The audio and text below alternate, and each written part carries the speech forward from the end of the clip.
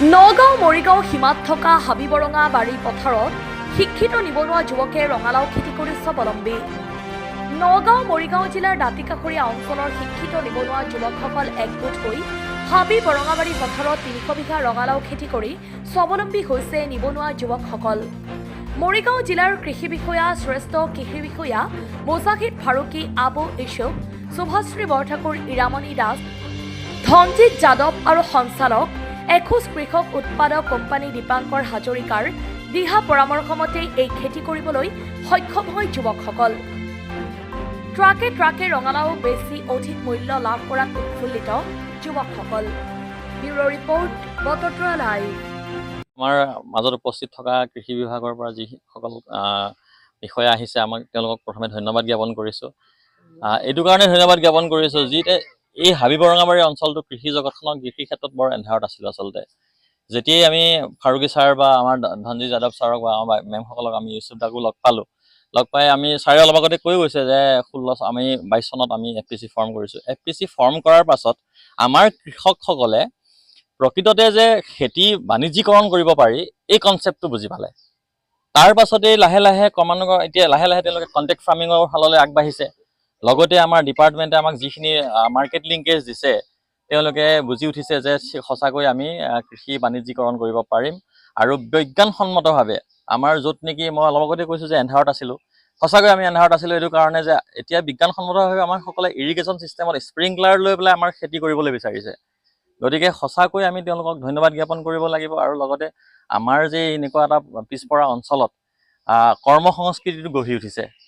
গতিকে আমাৰ যিসকল শিক্ষিত নিবনুৱা যুৱক বৰ্তমান আছে, আমি আজি আপোনালোকে দেখাই পাইছে ইয়াত এতিয়া আমি প্ৰায় 20-25 জন ল'ৰাই আজি ৰঙালাও খেতি আমি 300 বিঘালৈ আমি এক্সটেনশ্যন কৰিছোঁ। যোৱা বছৰ আমি কৰিছিলোঁ 50 বিঘা, কিন্তু আমি কনচেপ্ট অলপ চেঞ্জ কৰিলোঁ এইটো কাৰণে যদি আমাৰ পাৰ বিঘা হিচাপত যদি আমাৰ 3-4 হাজাৰ টকা লাভ হয়, তেতিয়াহ'লে যদি আমি এইটো এৰিয়াটো যদি এক্সপানশ্যন কৰোঁ তেতিয়াহ'লে আমাৰ বেনিফিটটো আমাৰ ডাবল হৈ যাব। গতিকে এই বছৰ আকৌ আমি নেক্সট ইয়েৰৰ কাৰণে প্লেন কৰিছোঁ বেলেগ মানে খেতিৰ কাৰণে। গতিকে তেওঁলোকক অশেষ ধন্যবাদ জ্ঞাপন কৰিছোঁ। আৰু আমাক যে এনেকৈ মানে এন্ধাৰৰ পৰা পোহৰলৈ আনিবৰ কাৰণে এখোজ তেওঁলোকে আগবঢ়াই দিলে। আৰু গতিকে আমি এখোজ কৃষক উৎপাদক কোম্পানীৰ ফালৰ পৰা মৰিগাঁও জিলা কৃষি বিভাগক অশেষ ধন্যবাদ জ্ঞাপন কৰিছোঁ। আৰু এনেদৰে অনাগত দিনত যাতে আমাক এনেকৈ বাণিজ্যিক মানে এটা ব্যৱসায় লিংক দিব, লগতে আমাৰ খেতিয়কখিনিক এটা পোহৰলৈ আনিব বুলি আশা ৰাখি ধন্যবাদ জ্ঞাপন কৰিছোঁ। আপোনাৰ হাবিবৰঙাবাৰী গাঁৱত আমি উপস্থিত হৈছোঁ। আমি কৃষি বিভাগৰ পৰা আহিছোঁ। আমি সাধাৰণতে আপোনালোকে দেখে যে আজিকালি আমাৰ সমাজত খিলঞ্জীয়া অসমীয়া যুৱকসকল লাহে লাহে খেতিৰ প্ৰতি তেওঁলোকৰ মনটো উৎসাহিত হৈ থকা নাই। কিহৰ কাৰণে আপোনালোকে ভাল খেতি কৰিবলৈ লাভটো জেনেৰেলি নাপায়। আৰু আপোনালোকে দেখিছে যে আমাৰ বহুত ল'ৰা খেতিৰ পৰা আঁতৰি গৈ পেলাই কেৰেলা, আপোনাৰ চেন্নাই, তাত গৈ আমাৰ ক'ৰবাত আপোনাৰ ধৰক চিকিউৰিটি গাৰ্ডৰ কাম কৰে, তেনেকুৱা কাম কৰে। এইখিনি আমাৰ কৃষি বিভাগৰ পৰা আমি ভাবিলোঁ যে আমি এই যুৱকখিনিৰ কাৰণে কিবা কৰিব পাৰোঁ নেকি। এই যুৱকখিনিক আমি তেনেকুৱা এটা প্ৰশ্ন মোৰ মনত আহি থাকোঁতে তেতিয়া মই দীপাংকৰ হাজৰিকা তেখেতক লগ পালোঁ। দীপাংকৰ হাজৰিকা মোৰ ওচৰত গ'ল যে ছাৰ আমি এটা FPC খুলিম, ফাৰ্মাৰ্ছ প্ৰডিউচাৰ কোম্পানী খুলিম বুলি ক'লে। গোটেইখিনি খিলঞ্জীয়া অসমীয়া আপোনাৰ যুৱক লৈ পেলাই তেওঁ এখন খুলিম বুলি ক'লে। 2022 চনত তেতিয়া এই প্ৰচেষ্টাটো তেওঁলোকে FPCটো আমি গঠন কৰাত তেওঁলোকক সহায় কৰি দিলোঁ। FPC গঠন সহায় কৰাৰ পিছত সময়ে আমি তেওঁলোকক বীজ দিছিলোঁ আৰু বেলেগ কিছুমান চাইণ্টিফিক ধৰক ফাৰ্ম মেকানাইজেশ্যন যেনে কৃষি যান্ত্ৰিকৰণ কেনেকৈ কৰি পেলাই লাভ কৰিব পাৰে, তেওঁলোকক আমি অলপ ডেমনষ্ট্ৰেশ্যনবিলাক দি পেলাই তেওঁলোকক আমি দেখাই দিছিলোঁ যে কেনেকৈ খেতি কৰি আমি লাভান্বিত হ'ব পাৰোঁ। ঠিক তেনেকৈ কৰি থাকোঁতে আমি এবাৰ ভাবিলোঁ যে আমি অলপ এক ষ্টেপ আগুৱাই যাওঁ। আগুৱাই গৈ পেলাই আমি দীপাংকৰে ক'লে যে ছাৰ 20-30 জনমান ল'ৰালে আমি ভাল আৰু খেতি এটা কৰিব বিচাৰিছোঁ। মই ক'লোঁ ৰঙালাও কৰক, ৰঙালাও কৰিলে কি হ'ব, আমি মাৰ্কেট যোনটো লিংকেজ আছে লিংকেজটো আমি তেওঁলোকক দি দিম। তেতিয়া এনেকুৱা কওঁতে দীপাংকৰে ক'লে যে আমি প্ৰায় ছাৰ আমি 23-25 জনমান ল'ৰা, আমি প্ৰায় 300 মান বিঘা খেতি আমি ৰঙালাও কৰিম। ৰঙালাও কৰাৰ এতিয়া ডাঙৰ কথা হ'ল কি, আমি চাইণ্টিফিক ৱেত কৰিব হ'লে আমাৰ বীজটো ভাল লাগিব।